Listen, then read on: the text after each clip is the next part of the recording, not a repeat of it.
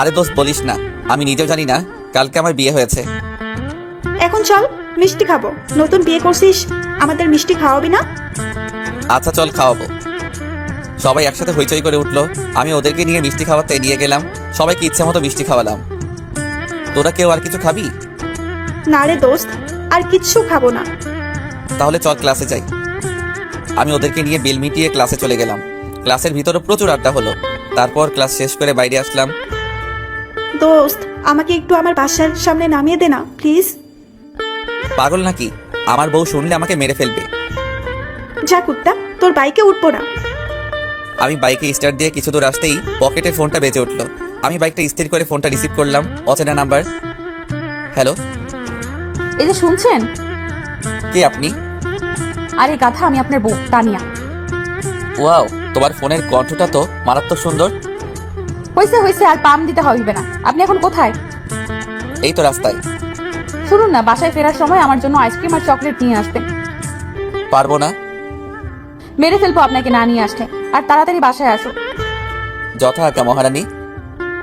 বলেই bike start দিলাম। কিছু দূর আসতেই একটা গাছের সাথে আমার বাইকের নিয়ন্ত্রণ হারিয়ে অ্যাক্সিডেন্ট হলো। সাথে সাথে মাথায় আঘাত লেগে মাথা ফেটে গেল। আমি জ্ঞান হারালাম। হঠাৎ কিছু সময় পরে আমার এক হাত কেউ একজন চেপে ধরে রাখছে, আর আমার হাতের উপরে ঠান্ডা পানির অনুভব করলাম। আমি অনেক কষ্ট করে চোখ খুললাম। খুলেই দেখি আমার মিষ্টি বউটা আমার হাত ধরে বসে আছে আর প্রচুর কান্না করছে। কোথায় আমি? জাহান্নামে। মানে? আমি বাসা থেকে আপনাকে এত করে বললাম বাইক আস্তে চালাবে, শুনলেন না তো আমার কথা। আজকে যদি আপনার কিছু হয়ে যেত তাহলে আমার কি হতো? বলে জোরে কাঁদতে লাগলো। আরে পাগলি, আমার তো কিছু হয় নাই। আমি তো ঠিকই আছি। কি ঠিক আছেন? আর একটু হলে আপনাকে তো আমি হারাতাম। আরে না পাগলি, তুমি দেখো আমি ঠিক আছি। বলতেই আম্মু আব্বু ভাইয়া ভাবি চলে আসলো। এসেই, শুভ বাবা আমার, তুই এখন কেমন আছিস? আব্বু আমার কিছু হয়নি, আমি একদম ঠিক আছি। কিছু হয়নি মানে? তুই জানিস তোকে 2 ব্যাগ রক্ত দিতে হয়েছে, আর ডাক্তার বলছে আরেকটু হলে তোকে বাঁচানো যেত না। তোর মাথায় প্রচন্ড আঘাত লেগেছে। শুভ, তোমার কিছু হলে আমরা মরে যাব প্লিজ। আর কখনো তুমি বাইক হাতে নিবে না। ভাবি বাইকের কি দোষ? হয়তো আমার কপালে অ্যাক্সিডেন্ট লেখা ছিল তাই হয়েছে। আম্মু আমাকে জড়িয়ে ধরে প্রচুর কান্না করতে লাগলো। আম্মু শান্ত হও, আমার কিছু হয় নাই, আমি ঠিক আছি। ডাক্তার এসেই বলল, রোগীর শরীরটা এখন ভালো না, তাই এখন সবাই বাইরে যান। রোগীকে রেস্ট নিতে দিন, আর রোগীর জন্য খাবারের ব্যবস্থা করুন। আচ্ছা, আমরা এক্ষুনি খাবারের ব্যবস্থা করতেছি। বলে সবাই বাইরে চলে গেল। আমি তানিয়াকে যেতে দিলাম না। তানিয়া আমার পাশে বসে আছে, আমার হাত দুইটা শক্ত করে ধরে আছে। আমি একটু ঘড়ির দিকে তাকিয়ে দেখি রাত 12টা বাজে। আমি তানিয়াকে জিজ্ঞেস করলাম, এই যে মহারানী, রাতে খাবার খাইছেন? আপনার এই অবস্থায় আমি কি খাবার খেতে পারি? মানে তুমি রাতে কিছু খাওনি? না, যখন থেকে শুনেছি আপনি অ্যাক্সিডেন্ট করেছেন তারপর থেকে এখনো কিছু খাই নাই। পাগলি, তুমি না খেয়ে কেন আছো? আচ্ছা, তুমি কি আমাকে ভালোবাসো? ভালোবাসি কিনা জানি না, তবে আপনাকে ছাড়া আমি এক মুহূর্তও থাকতে পারবো না। যদি কখনো মরে যাই? তানিয়া আমার মুখটা চেপে ধরলো। কখনো এমন অলক্ষণে কথা বলবেন না। আমি আল্লাহর কাছে বলবো, আল্লাহ যেন আপনার আগে আমাকে তুলে নেন। কেন আমার আগে কেন?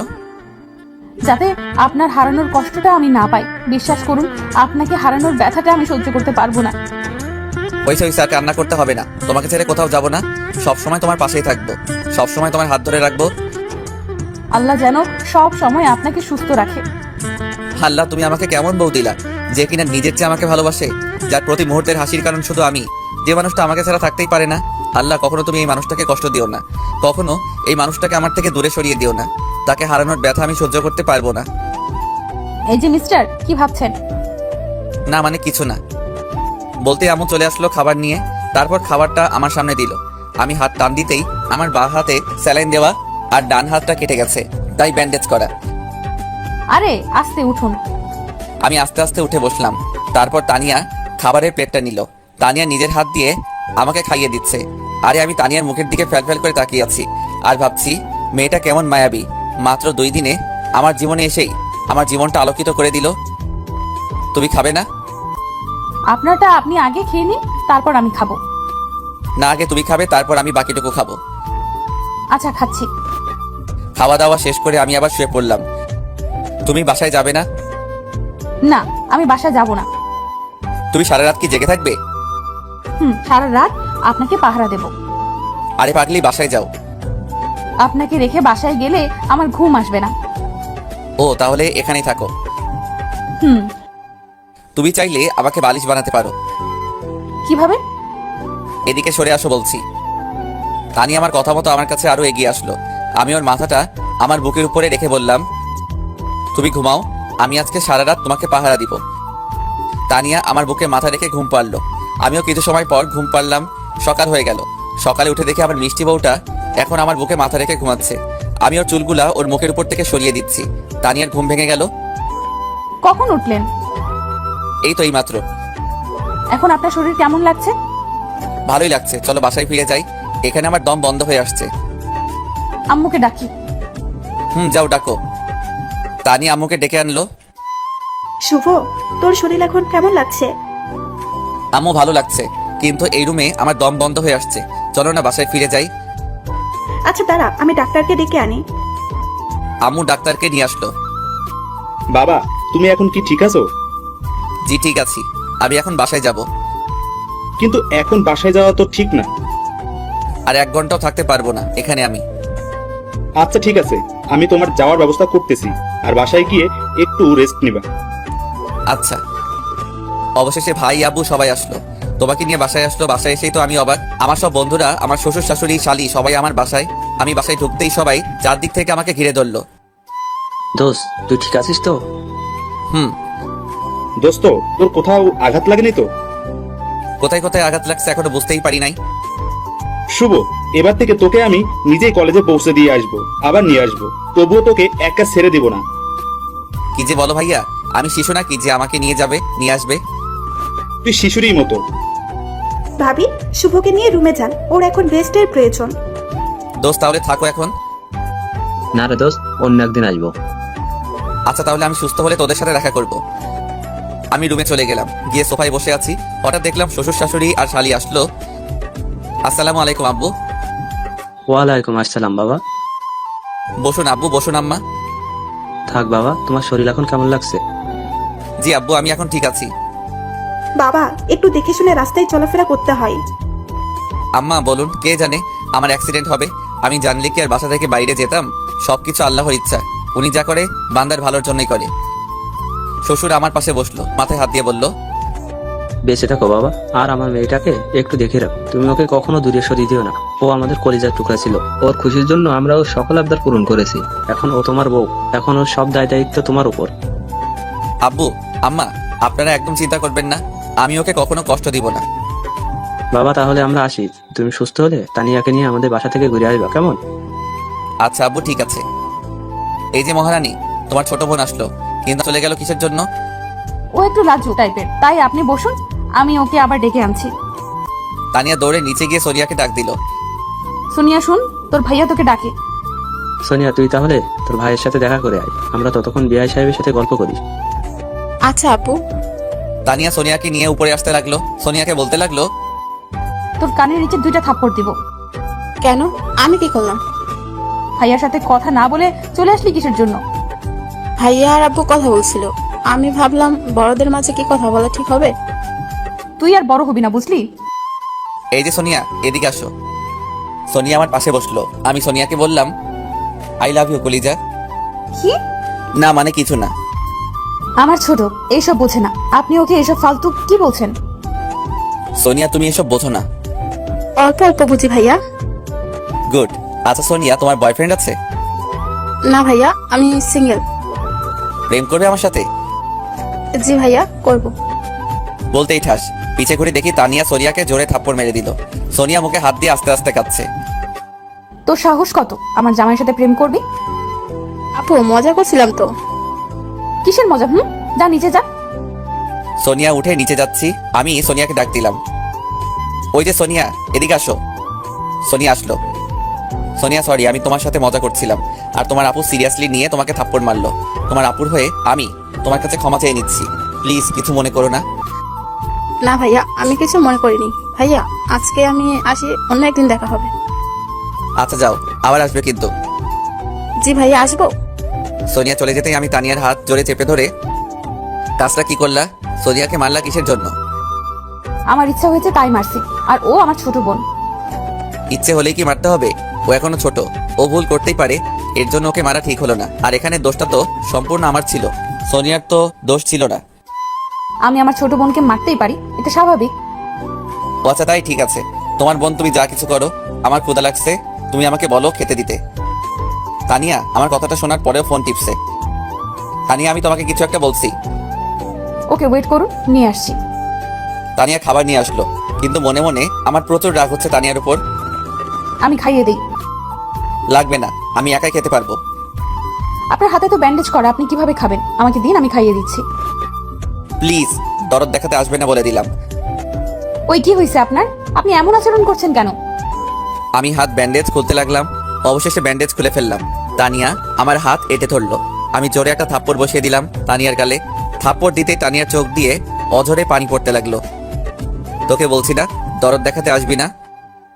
তানিয়া বালিশে মুখ দিয়ে কাঁদছে। তানিয়ার মুখে স্পষ্ট 5টা আঙ্গুলের ছাপ দেখা যাচ্ছে। দেখ, আমি তোকে ভালোবাসি না, আর এই বিয়েটা আমার অজান্তে হয়েছে। আপনি আমাকে ভালোবাসেন না? না, আমি তোকে ভালোবাসি না। কিন্তু আমি তো আপনাকে ভালোবাসি। তোর ভালোবাসায় আমার যায় আসে না। তোর সাথে ভালো ব্যবহার করছি বলে এই নয় যে আমি তোকে ভালোবাসি। আপনি এমন করছেন কেন? দেখ, আমার গার্লফ্রেন্ড আছে, আমার ইচ্ছা ছিল তাকে বিয়ে করব, কিন্তু ফ্যামিলিকে বলার আগেই আমাদের বিয়ে হয়ে গেছে। কিন্তু আপনি যে বলেছিলেন আপনি প্রেম করেননি। আমি তোকে মিথ্যা বলেছিলাম, আমার গার্লফ্রেন্ড আছে, আর এখনো আমার গার্লফ্রেন্ডের সাথে আমার কথা হয়। আপনার গার্লফ্রেন্ড কে? সেটা সময় হলে বুঝবি। তানিয়া আমার এমন আচরণে অনেক কষ্ট পাইছে, আর প্রচুর কান্না করছে। এই একদম ন্যাকামো কান্না কাঁদবি না বলে দিলাম। তানিয়া আমার পাশে শুয়ে আছে, আর আমি ফোনটা নিয়ে ফেসবুক চালাচ্ছি।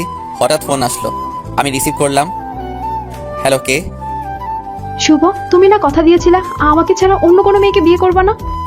সরি বাবু, বিশ্বাস করো, সম্পূর্ণ বিয়েটা আমার বিরুদ্ধে হয়েছে। আমি আব্বুকে বলতে চাইছিলাম তোমার কথা, কিন্তু এর আগে বিয়েটা হয়ে গেল। তুমি এখন কোথায়? বাসায়। তুমি এক্ষুনি আমার বাসায় আসো, তোমাকে অনেক মিস করছি। কিন্তু আমি তো এখন আসতে পারবো না, আমি একটু অসুস্থ। আজকে হাসপাতাল থেকে বাসায় ফিরছি। কি হয়েছে তোমার? তেমন কিছু না, বাইক চালাতে গিয়ে অ্যাক্সিডেন্ট করছি। আরে বাইক একটু সাবধানে চালাবে তো। আচ্ছা, আব্বু আসছে, এখন ফোন রাখি, সন্ধ্যায় আবার ফোন দিব। আচ্ছা বাই কলিজা। আমার কথা শেষ হতেই তানিয়াকে বলল, আপনি কি মেয়েটাকে খুব ভালোবাসেন? নিজের জীবনে চাইতে বেশি। আমি আল্লাহর কাছে সব সময় একটা জিনিস চাইছি, সেটা হচ্ছে আমার জামাইটা যেন সুখে থাকে। তুমি কি আমাকে ডিভোর্স দিতে পারবে? কথাটা শোনার পরে তানিয়ার মাথায় আকাশ ভেঙে পড়লো। তানিয়ার মুখটা একদম কালো হয়ে গেল। আপনাকে ডিভোর্স দিলে কি আপনি সুখী হবেন? দেখো তানিয়া, আমি যদি আব্বুকে বলি তোমাকে ডিভোর্স দেওয়ার কথা, তাহলে আব্বু আমাকে মেরে ফেলবে। কিন্তু তুমি যদি ডিভোর্স দাও, তাহলে আব্বু আমাকে কিছু বলতে পারবে না। কয়দিনের ভেতরে ডিভোর্স দেওয়া লাগবে আপনাকে? আমার গার্লফ্রেন্ডের পরীক্ষা চলছে, পরীক্ষা শেষ হতে 1 মাস সময় লাগবে। তাহলে 1 মাস পর আপনাকে ডিভোর্স দেওয়া লাগবে। আমি খুব খুশি হব। আমি সারা জীবন তোমার কাছে রেডি হয়ে থাকবো। আপনি খুশি হলে আমিও খুশি। তাহলে এই 1 মাস আমরা স্বামী স্ত্রীর অভিনয় করি। আচ্ছা। তানিয়া মনে মনে ভাবছে, হে আল্লাহ, আমি তো কখনো তোমার কাছে কিছু চাইনি, তাহলে তুমি আমাকে এমন ভাবে কষ্ট দিচ্ছ কেন? আমি যাকে নিজের জীবনের চেয়েও ভালোবাসি, আর সে অন্য কাউকে ভালোবাসে। আল্লাহ, অনেক আশা ছিল এই মানুষটাকে নিয়ে, তুমি মানুষটাকে একটু সুখী রাখো, এটাই চাইবো। তানিয়া, জি বলুন। খাবার খাবে না? ক্ষুধা লাগেনি। দেখো তানিয়া, মন খারাপ করে কি হবে? তুমি চাইলে আমার থেকেও সুন্দর ছেলে পাবে। আমার আর কাউকে চাই না। আপনার যদি না পাই, তাহলে সারা জীবন আপনাকে ভালোবেসেই যাব হৃদয় দিয়ে। সেটা তোমার ব্যক্তিগত ব্যাপার, কিন্তু আমি তোমাকে কখনোই ভালোবাসবো না। সন্ধ্যায় সবাই এক জায়গায় বসে চা খাচ্ছি। ছোট বৌমা, চাটা কিন্তু দারুণ হয়েছে। চাটা কি ছোট বৌমা বানিয়েছে? জি আব্বু। এক কথায় অসাধারণ হয়েছে। ধন্যবাদ। এই যে চা বানাইছে, এতে আর প্রশংসা করতে হবে না। পানি আর চিনিগুলো দিলে এর চেয়ে আর সুন্দর চা হবে। ওই কুত্তা, চুপ কর। তুই এত ভালো চা বানাতে পারিস, কই কখনো আমাদের চা বানিয়ে খাওয়াইছিস? আমার চা বানিয়ে খাওয়ানোর জন্য বয়েই গেছে যত সব। থাকো তোমার বৌমাকে নিয়ে, আমি গেলাম। বলেই আমি ওখান থেকে উঠে রুমে চলে আসলাম। এসে ফোনটা হাতে নিয়ে ফেসবুকের স্টোরি দেখতে লাগলাম। কিছু সময় পর তানিয়া আসলো। এই যে শুনছেন? আমি একটু বিরক্ত বোধ করে বললাম, শুনছি, বলুন। আজকে আবার হঠাৎ আপনি করে বলছেন যে দূরে সরিয়ে দিয়েছেন বুঝি? না, দূরে সরিয়ে দিব কিসের জন্য? আপনি তো এমনিতেই দূরের মানুষ। আমি না আপনার সাথে ভালোই অভিনয় করেছিলাম। আসলে কি জানেন, আমি না অভিনয়টা ভালোই জানি। আমার গার্লফ্রেন্ড থাকতেও আপনাকে বুঝতে দেয়নি। প্রথম দিনেই ভেবে নিয়েছিলাম আপনাকে ডিভোর্স দিব, গার্লফ্রেন্ডকে বিয়ে করে নতুন জীবন শুরু করব। কিন্তু আব্বুর ভয়ে আপনার সাথে প্রথম দিন ভালোবাসার অভিনয় করছিলাম, কিন্তু এখন আর আপনাকে চাই না, আমি একাই চলতে পারবো। আর তো মাত্র 21 দিন বাকি আমাদের ডিভোর্স হতে। এই 21 দিন কি আপনার কাছ থেকে একটু ভালোবাসা পাবো না? ভালো একজনকেই বাসা যায়, আর আমার মনটা আমার গার্লফ্রেন্ডের কাছে। আপনাকে কিভাবে ভালোবাসবো? তাহলে কষ্ট করে একটু ভালোবাসার অভিনয়টা করুন, যাতে আমি একটু ভালো থাকতে পারি। চেষ্টা করব।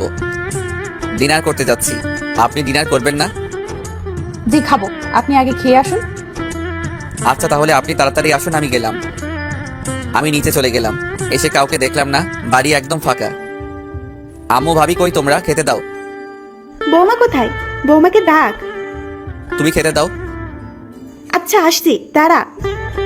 তানিয়া নিচে আসলো, এসেই প্লেটটা এগিয়ে দিয়ে ভাত দিল। আমি প্লেট নিয়ে অল্প একটু ভাত খেয়ে উঠে আসলাম। কি হলো, সম্পূর্ণ খাবারটা শেষ করলেন না যে? আমার ক্ষুধা নাই। ও, আমি উপরে চলে আসলাম, এসে আমার গার্লফ্রেন্ডকে ফোন দিলাম। গল্পের এত দূরে এসে গেলাম, কিন্তু এখন আমার গার্লফ্রেন্ডের পরিচয় দেওয়া হলো না। আমার গার্লফ্রেন্ডের নাম প্রিয়া, আমাদের কলেজেই পড়ে। প্রিয়ার সাথে আমার 2 বছরের সম্পর্ক, কিন্তু এই সম্পর্কটা কেউ জানে না। আব্বুকে বলতে চাইছিলাম, কিন্তু তার আগেই আমার বিয়েটা হয়ে গেল। আমি প্রথমে ভাবছিলাম তানিয়াকে সব সত্যিটা বলে দিব, কিন্তু বিয়ের প্রথম রাতে যদি এমন কথা শুনে মেয়েটা, তাহলে মেয়েটার মন খারাপ হয়ে যাবে, আবার কষ্টও পাবে। তাই ওর সাথে এতদিন অভিনয় করে আসছি, কিন্তু একটা সত্য সম্পর্কে কতদিন লুকানো যায়? হ্যালো। হ্যালো বাবু, কেমন আছো? ভালো না গো, তোমাকে প্রচুর মিস করছি। তাহলে দেখা করে যাও। এখন তো অনেক রাত।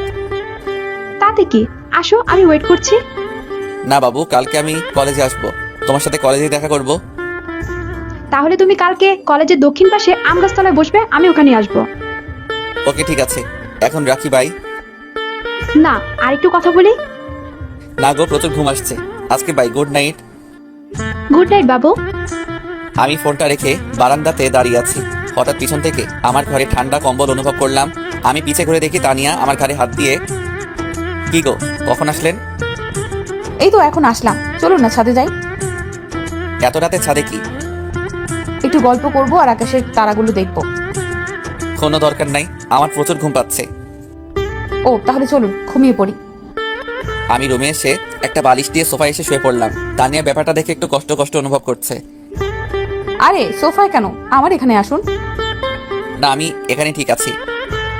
তানিয়া আমার পায়ে পড়লো। আরে আরে কি করছেন, ছাড়ুন। আপনি আমাকে সবসময় দূরে সরিয়ে দিন, আমি সহ্য করতে পারবো, কিন্তু রাতটা আমার পাশে থাকুন। আমার প্রচুর ভয় লাগে একা একা থাকতে। কথাটা শোনার পরে আমি বালিশটা নিয়ে আমার খাটে চলে গেলাম তানিয়ার আবদার রাখার জন্য। তানিয়া অনেক খুশি হলো, ওর হাসি মুখটা দেখতে বেশ ভালোই লাগছিল।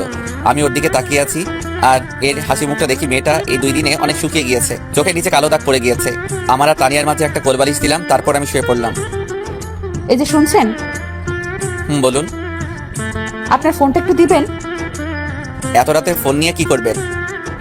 আব্বুর সাথে একটু কথা বলবো। জানেন, যখন আমার খুব মন খারাপ হতো তখন আমি আব্বুকে জড়িয়ে ধরে কান্না করতাম, কিন্তু এখন তো আর আব্বু নাই, তাই আব্বুর বুকে জড়িয়ে ধরে কষ্টগুলো ভাগাভাগি করা হয় না। ও আচ্ছা। আমি ফোনটা বের করে তানিয়ার হাতে দিলাম। থ্যাঙ্কস। তানিয়া আব্বুকে ফোন দিল। হ্যালো। হ্যালো আপু, কেমন আছিস? কে, সোনিয়া? হ্যাঁ, অনেকদিন হলো তোর সাথে কথা হয় না, তোকে অনেক মিস করছি রে। কেমন আছিস? আপু, আমি ভালো আছি, তুই কেমন আছিস? আমি অনেক ভালো আছি রে। ভাইয়া কেমন আছে? তোর ভাইয়া অনেক ভালো আছে। ভাইয়ের শরীর এখন কেমন আছে? তোর ভাইয়ার শরীর এখন ভালো আছে। সোনিয়া, আম্মুকে একটু দে তো। তুই লাইনে থাক, আমি 1 মিনিটের মধ্যে আম্মুকে দিচ্ছি। কেমন আছিস তানিয়া? অনেক ভালো আছি আম্মু, তুমি কেমন আছো? ভালো রে, তোকে খুব মনে পড়ছিল। জামাইকে নিয়ে একটু আসবি, তোকে একটু দেখতাম। আম্মু, তুমি তোমার জামাইয়ের সাথে কথা বলো, সে কি বলে শোনো। আচ্ছা ঠিক আছে, তুমি কালকে সকালে জামাইয়ের সাথে কথা বলবো। আচ্ছা আম্মু, ঠিক আছে। তানিয়ার তো কণ্ঠটা কেমন লাগছে, কিসের জন্য রে? আম্মু সর্দি হয়েছে তাই। আচ্ছা, ওষুধ খাবি কিন্তু।